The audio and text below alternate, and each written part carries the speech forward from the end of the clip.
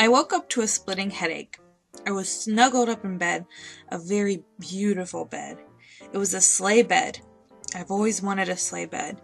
Maybe I booked this room specifically for it, I wondered. The blankets were so soft, and in the most stunning shades of red and green. I figured I'd better leave the magnificent bed and find something for breakfast.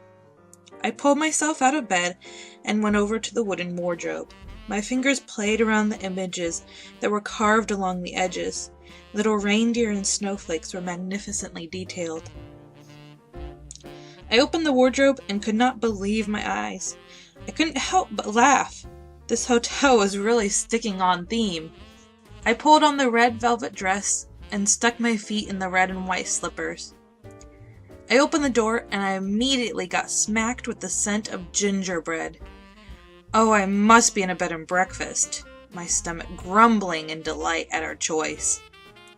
I made my way down a grand wooden staircase. It was decked out with all of the trimmings, a lovely pine smell wafting up from the fresh garland. I stopped suddenly. A small dark shadow darted past the stairs and into the next room. Maybe another guest had children. I continued my walk down the stairs and followed the spicy scent cloud. I found the strongest point of smell and opened the door. A jingle came from behind just as I had created a crack in the door. "Thanks for getting the door for me," said a small little voice as a green and white striped small child went through the door. He had a tray full of hot cocoa. I closed my eyes and rubbed them, unsure of what I had just seen. I cracked open the door. Inside there were a dozen what looked to be elves in the kitchen, each one working on preparing something for the breakfast table. And at that breakfast table sat a man who looked an awful lot like Santa Claus, reading the North Pole News.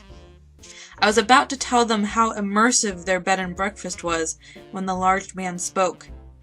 "Darn!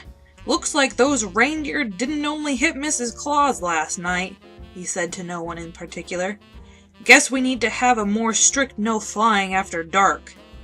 He then looked up and found me cowering behind the door. "How are you feeling, hon?" he asked as he got up and stretched, sending his large belly into a jiggle.